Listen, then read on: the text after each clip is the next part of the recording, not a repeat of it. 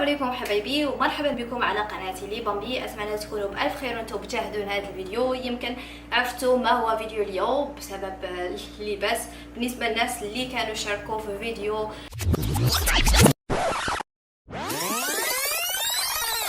مرحبا بكم في مطبخي، وسألتكم اذا حابين ان نشارك معاكم مقادير هذه الوصفه اللي انا يعني شيء اللي نحضروه للعشاء. 79% نعم و21% لا. والآن سوف أشارك معكم الوصفة. اسم الوصفة وهي جامبون. كما تلاحظون أنني في المطبخ، فهذا يعني أنني سوف أطبخ شيئا ما. بالنسبة للوصفة هي وصفة الجامبون. بالنسبة لوصفة الجامبون أنشارك معكم المقادير، ولكن قبل ذلك لأننا قلت انها وجبة كورية او طبق كوري، ولكن هو ليس طبق كوري 100%. جامبون هو طبق صيني ولكن دخلوا عليه الكوريين بعد يعني تعديلات، واصبح كأنه جاجاميون وجامبون. جاجاميون وجامبون نفس الشيء، يعني تلاحظوا انه العديد من الكوريين بياكلوا جاجاميون جامبون.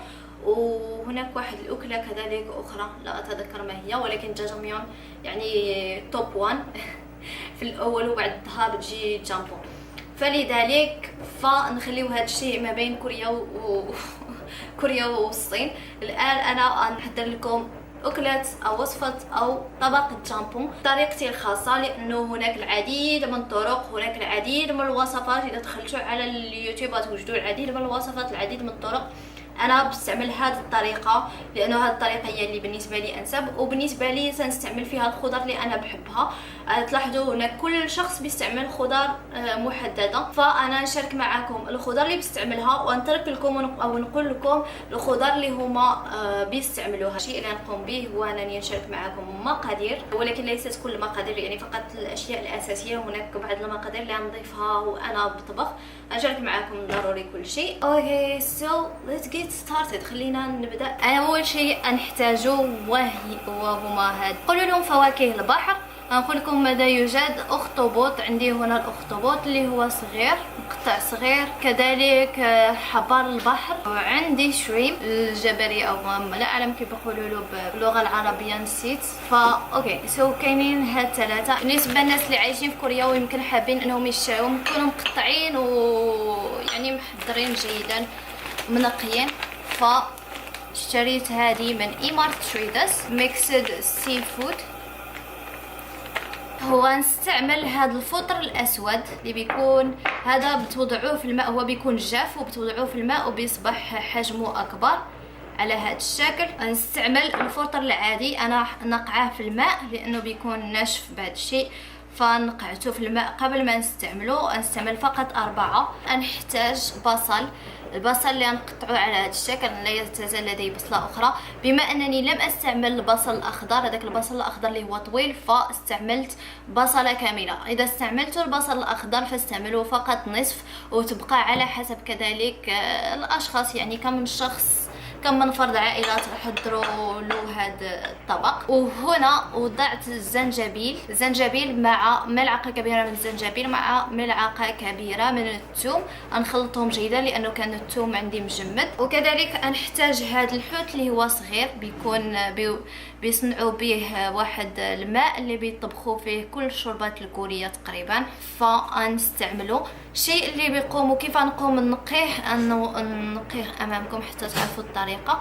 بتزولوا الراس اول شيء، وبعد ذلك بتفتحوه وبتزولوا واحد شيء اسود كما تلاحظوا واحد شيء اسود هنا.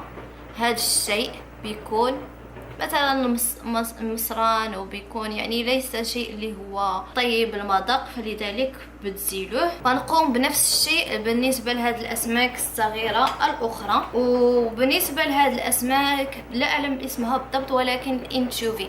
قلبوا على الانشوفي باللغه الانجليزيه يخرج. اعطيكم الصور او الاسم باللغه العربيه. استعملوا 6 اذا كانوا كبار. انا استعملت فقط اللي عندي. اذا لم يتواجد عندكم هذا السمك يمكن لكم تستعملوا فقط الماء عادي. وضعتهم هنا. نضيف عليهم الماء 6 اكواب من الماء، ونوضع عليهم كذلك طحالب البحر. وضعت هنايا 6 اكواب من الماء العادي ليس ماء سخين او اي شيء. وضعت فيه هذاك السمك لما زلت له احشاء والراس، وضعت معاه كذلك طحالب البحر. نوضعه الان لمده 15 دقيقه على نار هي عاليه، وبعد ذلك نتركه كذلك واحد 15 دقيقه على نار هادئه. ضروري تغطيو هذيك الطنجره اللي وضعتو فيها، يعني هذاك الماء اللي غنستعملوه. الان نمر لتقطيع البصل والاشياء. بالنسبه للبصل غنكمل تقطيعه على هذا الشكل. كما قلت لكم يمكن لكم اذا استعملتوا البصل الاخضر، هذاك البصل الاخضر اللي هو طويل، استعملوا فقط نصف واحدة، وتبقى كذلك على حسب عدد الاشخاص اللي تحضروا لهم. هناك بعض الاشخاص اللي بيستعملوا فيها الفلفل الحار والفلفل الحلو العادي.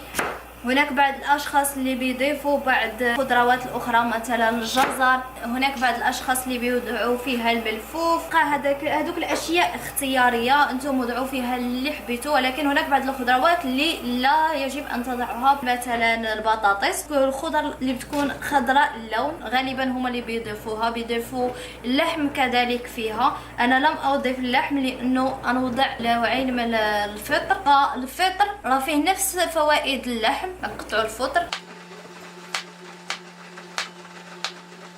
نقطعوه على هذا الشكل. انتظروا الماء. مر الان 15 دقيقه. اما بالنسبه لهنا نوضع طنجره اخرى، نوضع فيها الزيت النباتيه، فقط القليل من الزيت النباتي، ونتركه يسخن على نار اللي هي هادئه لواحد المده. نوضعوا اول شيء البصل، ونوضعوا هذا الثوم مع الزنجبيل. هما بيستعملوا الزنجبيل يعني طري، انا ليس لدي الزنجبيل طري فاستعملت فقط، يعني قلت لكم نستعمل فقط الاشياء الموجوده عندي الان في المنزل المتوفره عندي، فاستعملت فقط الزنجبيل اللي هو يعني باودر على شكل مسحوق. نتركوها تشحر جيدا مع بعض. يعني انا بقوم بهذا الشيء على الطريقه المغربيه. الطريقه المغربيه كل اول ما بنكونوا حابين اننا نطبخوا اي شيء فبنتركوا البصل مع الثوم بيتشحر اولا، وبعد ذلك بنضيف الاشياء الاخرى. بالنسبه لي بظن انها تعطي واحد البنه افضل، فلهذا بقوم هذا الشيء بطريقتي الخاصه. كما قلت لكم انا لن استعمل فلفل، استعمل فقط هذا البابريكا باودر. بظن انه فيه صداع كثير لانه بنظف الملابس. بالنسبه لهذا البابريكا حتى تعطي لون، لانهم هما بيضعوا فيها الحار كثير. والان نوضعوا ملعقتين كبار من الفلفل الاحمر، هذه الملعقه الاولى. الملعقه الثانيه نضيف هذا الفطر اولا لانه هذا الفطر بياخذ وقت، اما الفطر الاخر نتركوه لانه يكون هو الاخير لانه بيطيب بسرعه. وبعد ذلك بعد ما تمر واحد 15 دقيقة على هذا الماء غنقوموا بتصفيته ونتركوا فقط هذاك الماء، لن نستعمل هذاك السمك، يعني فقط الماء. الآن قمت بتصفية هذاك المحلول على هذا الشكل، بيجي لونه على هذا الشكل. فالآن نضيفه هنا.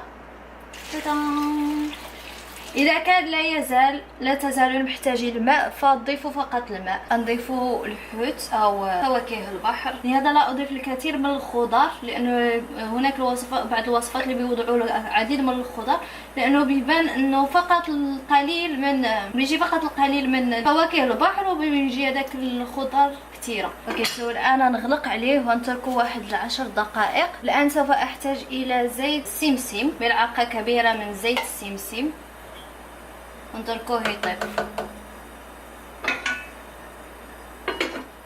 فواكه البحر لا تأخذ وقت طويل حتى تطيب، فلذلك 10 دقائق على الأكثر. ونعود في هذا الإناء أو هذه الكاسرونة وضعت الماء اللي وضعته على النار من أجل النودلز.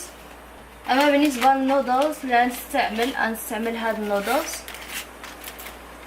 على هذا الشكل مكتوب فيها كالجوكسو. ناخذ واحد الكميه اللي هي كافيه لي ولزوجي. هو من الاحسن توضعوا الفيش صوص، ولكن انا ليس لدي الفيش صوص. الان نوضع الفطر كما قلت لكم هو اخر شيء، هذا الفطر الاسود، ونوضع ملعقه من الملح.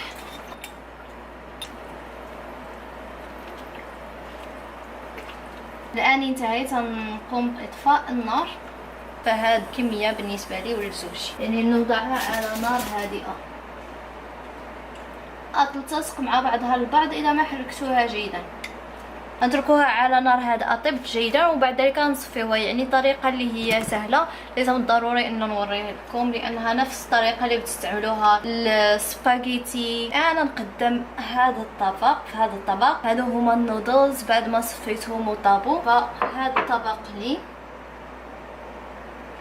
وهذا الطبق هذا من اجل زوجي.